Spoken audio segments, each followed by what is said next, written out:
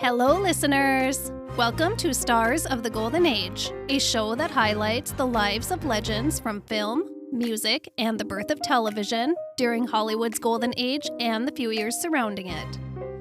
I am your host, Erin Carlson. Today, we will be discussing Hattie McDaniel, the first African American to win an Oscar award, and a woman who fought a difficult, lifelong fight against racism. This story is going to be a little bit longer than others I've shared so far because there is just so much to the life of Hattie McDaniel leading up to the role that most people know her from. She was 45 years old when she had that big break, and boy, did she have a lot of climbing to do to get to that point. Most of my research came from an amazing biography by Jill Watts titled Hattie McDaniel, Black Ambition, White Hollywood. This book is very detailed and informative. All of my sources will be listed at the end as usual. The legendary Hattie McDaniel, who you may know as Mammy from Gone with the Wind, was born on June 10, 1893 in Wichita, Kansas. Hattie was the 13th and final child for her parents, Henry and Susan. I'm going to talk a little bit about Hattie's parents because I think it's really important to her story. Both of Hattie's parents had been born into slavery in the South. Hattie's father, Henry, shared with her in great detail later on about his life growing up in slavery on a Virginia plantation and his later experience in the Civil War. On the plantation, he had no recollection of his parents at all, only some of his siblings, and he was put to grueling work at the young age of 5 years old. He would be sold a couple of times and be relocated to different plantations. Oh, I just hate saying things like that, but it is the cold truth of our past. The Emancipation Proclamation of 1863 allowed Henry to not only be free from ownership, but also join the Union Army to fight in the Civil War. The Emancipation Proclamation didn't mean life as a free man was going to be an easy life. It was a life of freedom from being someone's property, but a life of extreme hardship for many people. Henry joined the Union to fight in the Civil War a mere days after the creation of the 12th U.S. Colored Infantry Unit, a very determined man ready to fight for his people. Not only did the commanding officers expect these new black soldiers to be the absolute best soldiers possible, but they were also expected to learn how to read and write, something that had always been prohibited for them. In fact, Henry had signed his enlistment papers with an X because he didn't know how to write his name. Although the best was expected of them, they were not returned with the best treatment, not even humane treatment much of the time. Henry was injured very badly during the Battle of Nashville. One injury resulted in his jaw being shattered, which led to a serious infection and permanent damage. When he sustained that jaw injury by being shot in the face, he fought on through the Battle of Nashville, received zero medical attention, and was expected to continue to move on with his regiment. So of course it resulted in a serious infection. He's really lucky that he survived that. This sounds absolutely devastating, and I can't imagine the strength it took for him to endure this experience. And the lack of medical attention, not only when it happened, but his entire life afterwards, made for a very painful, difficult life. When the Civil War ended with the Confederate surrender, Henry walked away with a permanent disability and a paycheck from the U.S. government for fighting for his country for $5.88. That would be about $113 today. He had other injuries sustained in the war as well. He was now deaf in his right ear, and his feet were permanently damaged from frostbite. So work was difficult for him to manage, but he powered through the pain as best as he could, mostly as a farm laborer. It was really his only option for survival, to suffer through the work. Henry married his wife Susan in 1878, both widowed a couple of years prior from their first spouses. Susan had 3 children from her first marriage, and together the couple would have 10 more children. Tragically, 6 of those 10 children would die during childhood. They had relocated from Tennessee to Kansas during this time, where work was easier to secure, but the consequences of Henry's war injuries was making it increasingly difficult to work. I'm about to describe something pretty graphic, so if you're a little sensitive to that stuff, you might want to skip ahead 15 seconds. He still had, all those years later, an open wound in his jaw that was frequently infected, filling with shattered tooth fragments and oozing infected fluids from his ear and down his throat. And he could not afford any medical treatment. Absolutely horrible, can you imagine? I know that's extremely graphic, that description, but it's important for us today to understand the suffering that a lot of these Black Civil War vets went through after fighting for their country. Henry tried really hard for years to get some kind of pension or disability pay for his injuries sustained in the Civil War. Well, he was born into slavery, so of course there was no official record of his birth or identity. There was also no record of him being injured in the war. Henry was finally awarded a disability pension from the U.S. government in 1902, 37 years after the war ended, and after multiple denials from the government. He received only $6 per month, which would be about $220 per month today. Needless to say, the family had a lot of struggles. Our Hattie was the last of the 13 children born into the family. She was only 3.5 pounds when she was born, a testament to the malnourishment the family was enduring. When Hattie was still in elementary school, the family relocated to Denver, Colorado, where there was promise of a better life and good potential for African Americans. Of course, racism still ran hot in Denver, but it was a little better and there was a strong Black community. Hattie was one of only 2 Black kids in her class. But her bright personality and ability to sing and entertain had made her quite popular at school and everywhere else she stepped. Hattie was a born entertainer. She would sing and dance for her family at home and sang at church every Sunday. In fact, a few of the McDaniel children were born entertainers.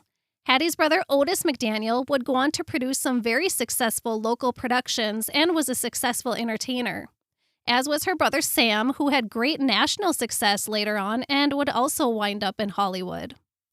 Hattie decided at the age of 6, watching the joy and success of her siblings who were entertaining, that she was going to be an entertainer too. When she was 8 years old, Hattie's brother Otis had her join him in entertaining at a local carnival. By the end of that week, little Hattie had earned $5 from the money thrown at her by pleased spectators, which she, of course, gave directly to her impoverished family. She was hooked. Hattie would continue to perform with some of her siblings after school and would sometimes even tour with them during her summer break.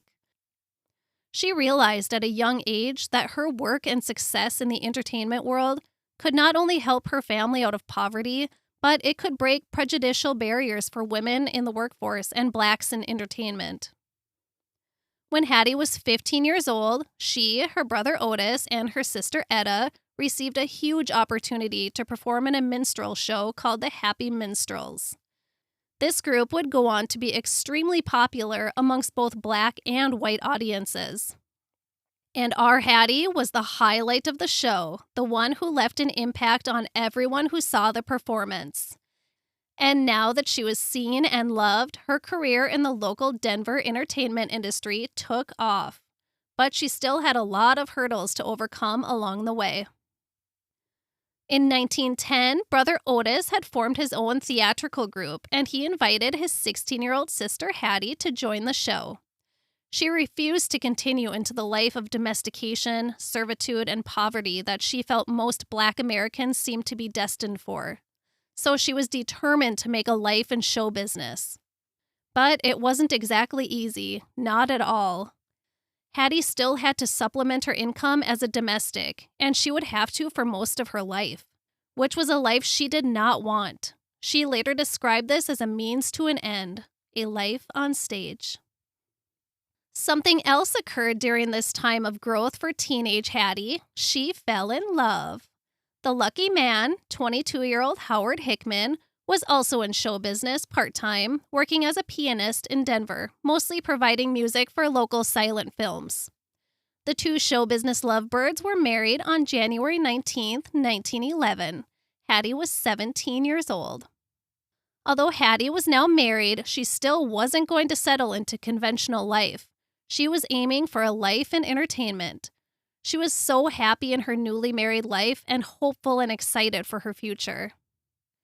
In 1914, Hattie and her sister Etta started entertaining for the Black community as the McDaniel Sisters Company, an all-women minstrel show, and they were a huge hit. Hattie wrote the script and composed many of the shows. For those of you that haven't heard of a minstrel show, they were stage performances of white men in blackface who would depict African Americans in a very derogatory way. Sounds cool, huh? Can you believe this was ever a thing? Well, it was a very popular thing for a while. So basically, Hattie and Etta's show was satire. It was a spoof of the white minstrel show stereotypes, pretty much making fun of how the white men made fun of black people, of the exaggerated white imaginations. And since women were barred from the stage until the late 1800s, having this be an all-female show was extra powerful. I love this. No wonder it was a hit. Performing allowed Hattie to freely share her views on racial inequality and treatments of black people in a comedic form. It was a platform for her to do this subtly without punishment, a great tool for her. Tragically, Hattie's husband Howard fell ill and died at only 26 years old, just a few short years after they were married. Hattie was absolutely devastated, losing the man she loved so much. She was a widow at only 21 years old. She stepped away from the stage while she mourned. She emerged a year later with her own play, and she had 2,000 people in the audience on her opening night. Just 2 years later, in the fall of 1916, Hattie and her family also sadly lost her brother Otis as well. So much heartbreak for this family. In 1920, Hattie's mom died and her father 2 years later. Hattie remarried a man named Nim Langford between her parents' death. This relationship, however, crumbled very quickly. A lot of cultural changes came with the Roaring Twenties, including in music and other entertainment. Hattie was swept into the blues scene and was quickly touring the U.S. and into Mexico, singing the blues in the Pantages vaudeville circuit, and stepping into the more lucrative white entertainment world. This tour began at the Pantages Theater in Minneapolis, which I've seen shows at as a Minnesota girl, so I was kind of proud to learn that fact. The theater has been completely changed since then, but it's still pretty cool. Actually, I believe the Minneapolis Pantages Theater is one of only 3 remaining out of 70, 75, something like that. So that's pretty cool. Okay, enough about Minnesota. It was exhausting playing 3 shows per night, 6 days a week, and traveling to the next venue on their day off. But Hattie had an energetic stage presence that was extremely well perceived.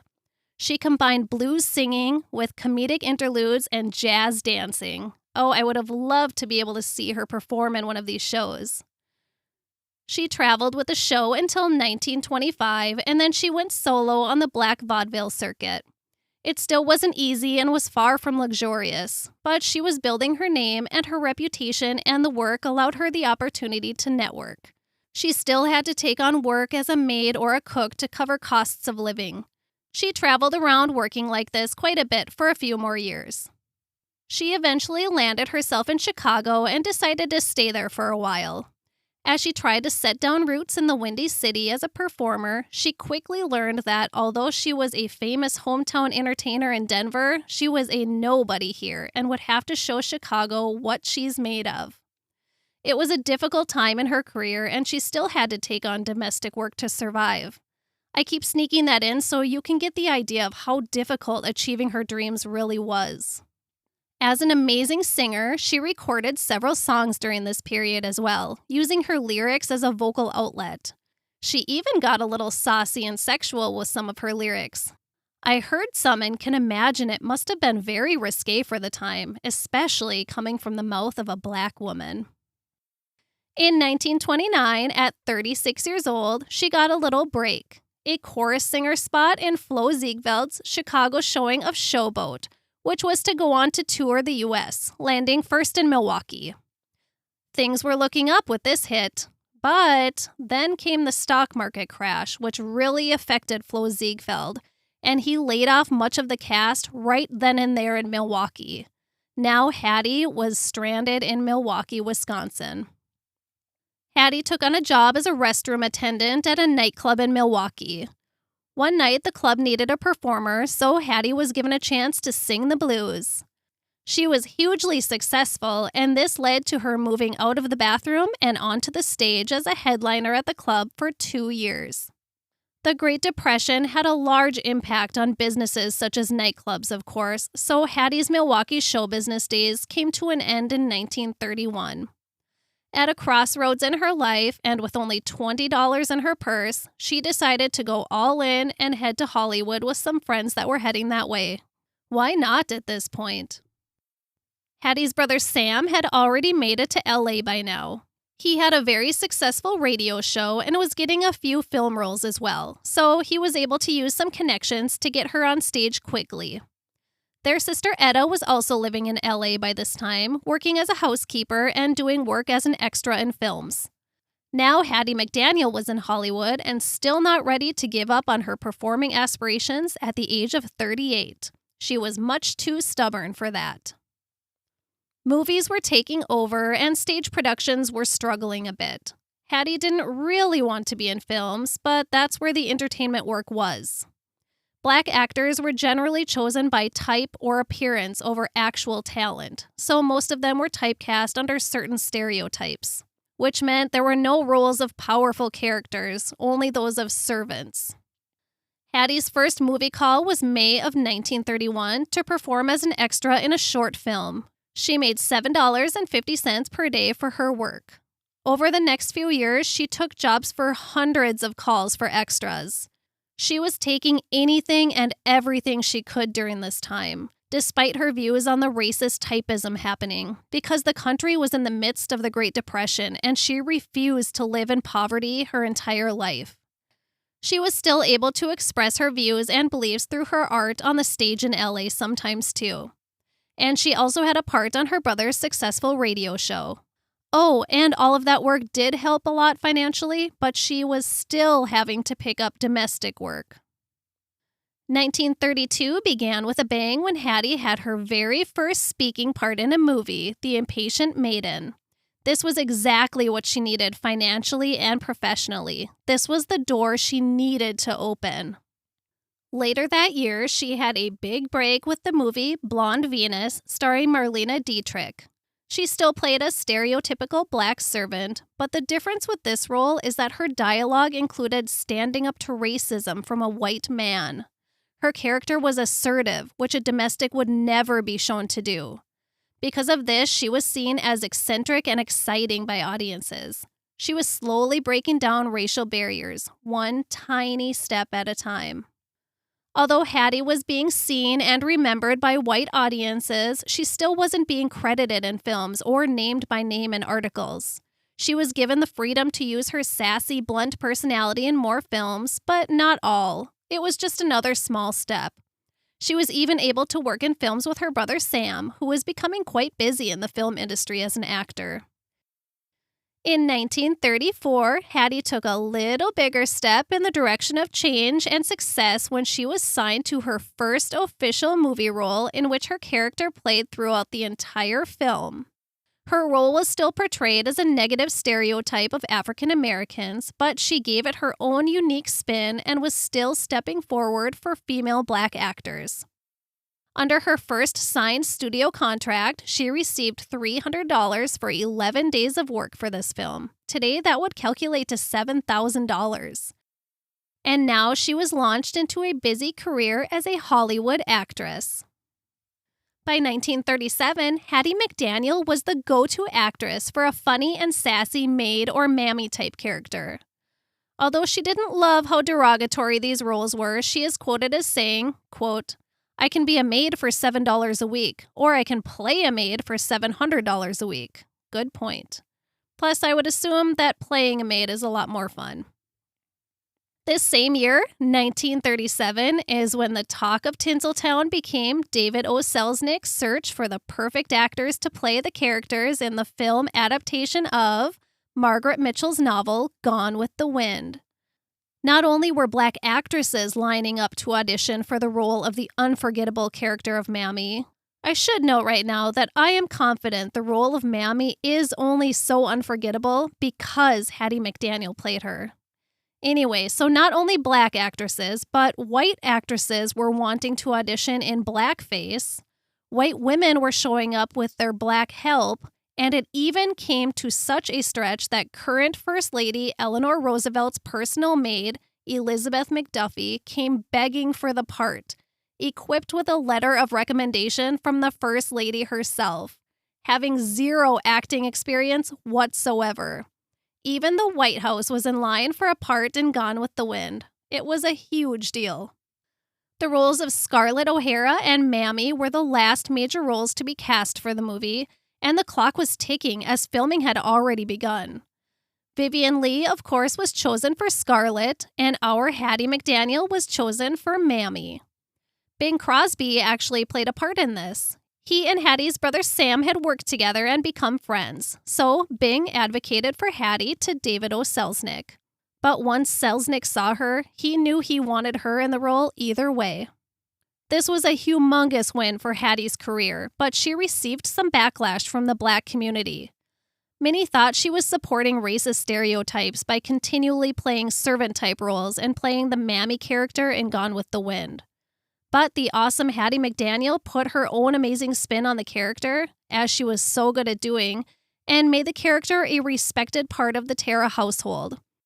A part that was scripted to be a background character became one of the strongest characters in the entire film, thanks to Hattie's unique representation of the character. Plus, character aside, just the mere fact that this woman had crawled out of extreme poverty and worked her ass off to get to a place of respect and success in a white-dominated field is doing a ton for racial advancement in itself. That's what I think, at least. This huge role doesn't mean life was easy peasy for Hattie McDaniel. She was still getting slammed plenty by columnists. But the set of Gone with the Wind was a place where racial lines were blurred and blacks and whites interacted almost equally. This, I also think, is another step in the right direction.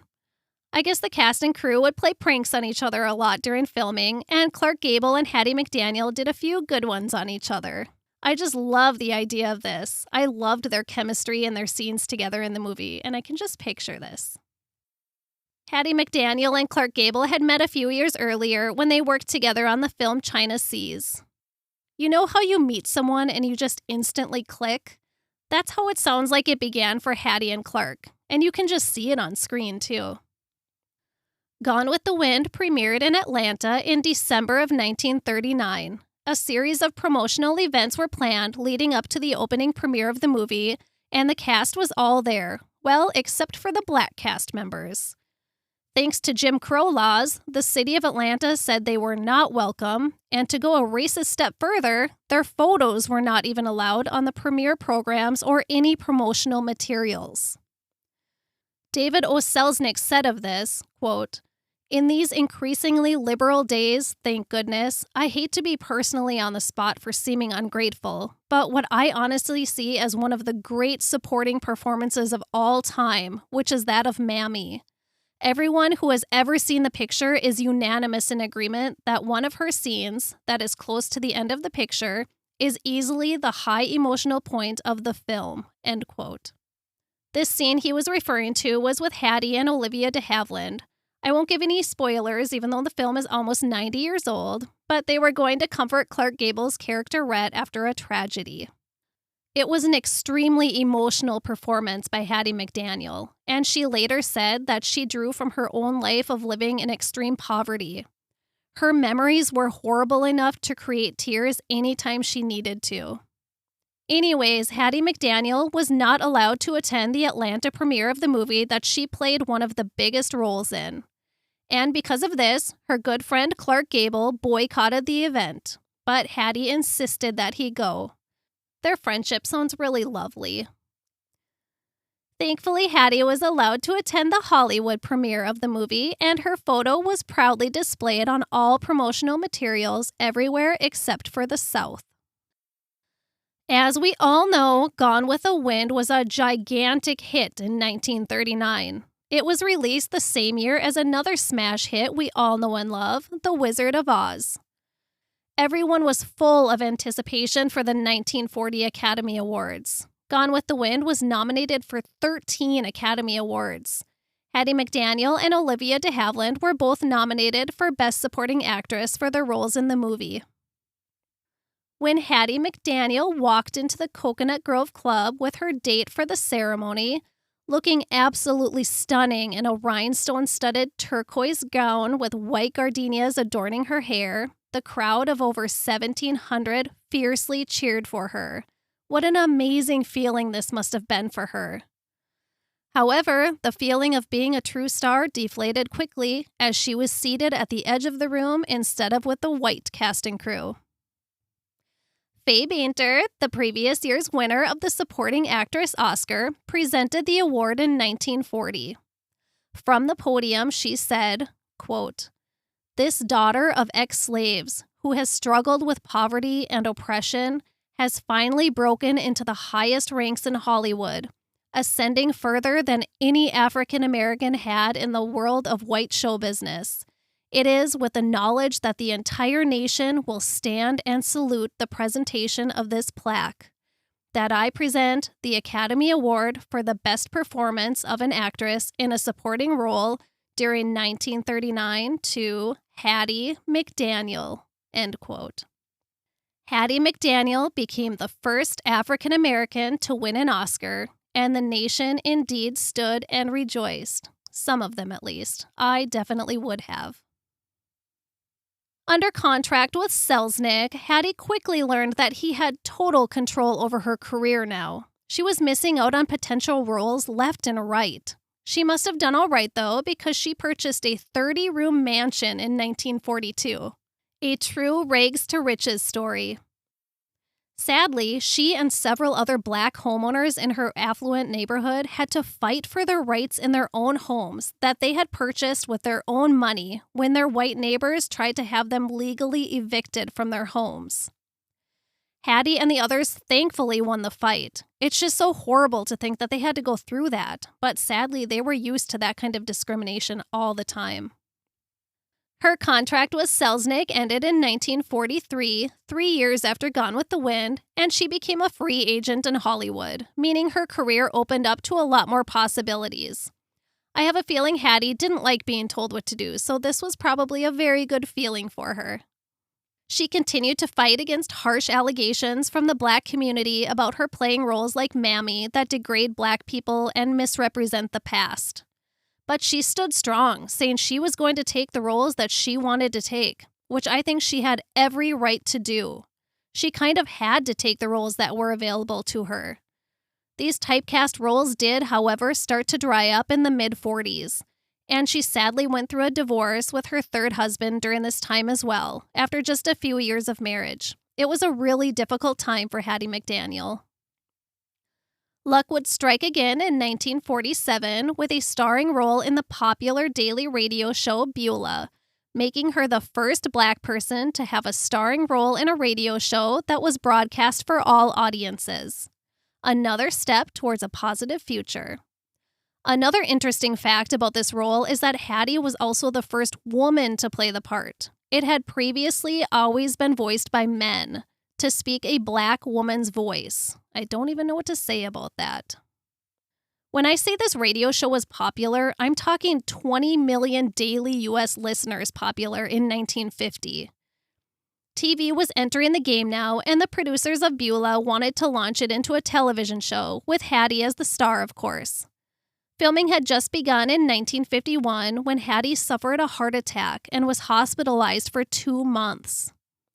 She took some time to recover and get back to working on the radio show. However, the television show did have to recast her role with her longtime friend Louise Beavers, so they could move on with production.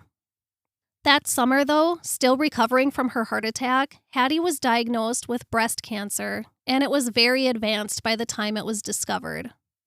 but tough as nails Hattie still wanted to go on with her acting career. Unfortunately, she was simply too sick to do so.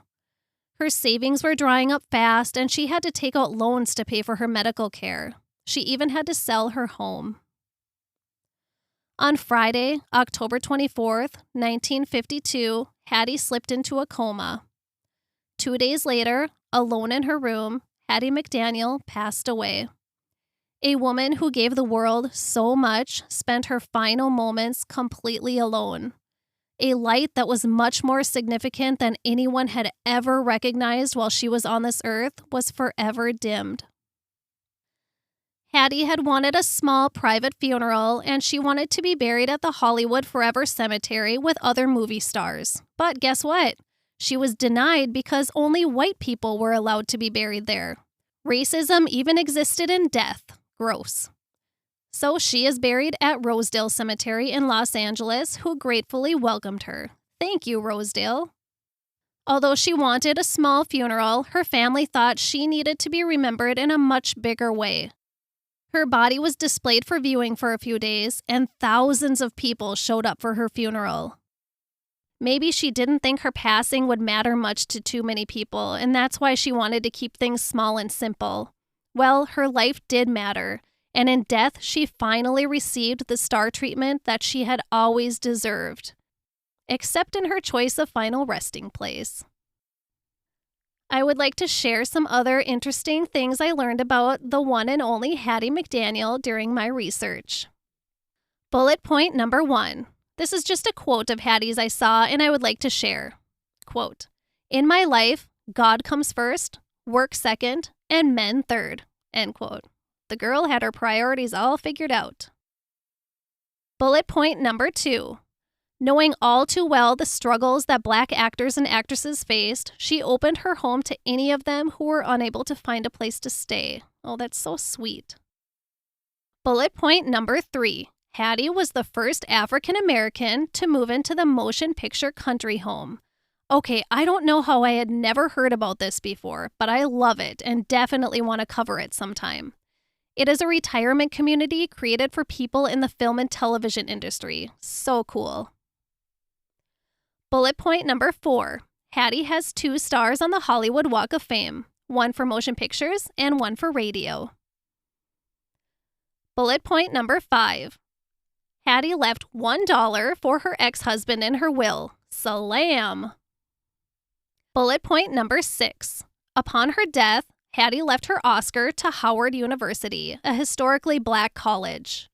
In the late 60s or early 70s, it went missing.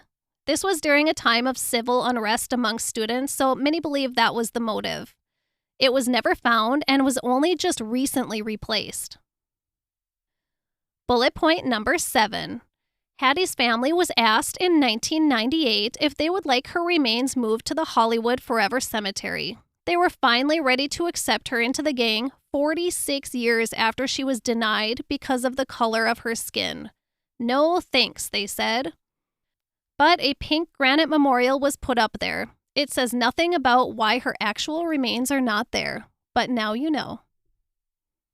In conclusion, of those who may know the name Hattie McDaniel, many people think of her as Mammy from Gone with the Wind or the woman who made history as the first African American to win an Oscar. But I think it's really important to know the lifelong hardships she had to endure and the steep, excruciating hill she had to slowly climb to get to that point.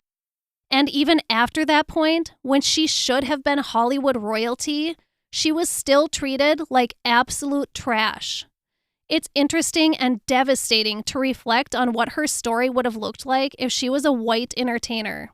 I can tell you I wouldn't have had this much to say, that's for sure. Hattie went through hell more than once and came out stronger each time. Thank you, Hattie McDaniel, for showing us how to stand up and fight for the good.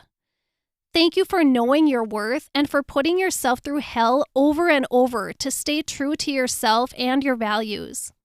Thank you for reminding us how important it is to know our own worth. And thank you for putting up with cruelty from your own community and for putting up with 1,000% more from the white community.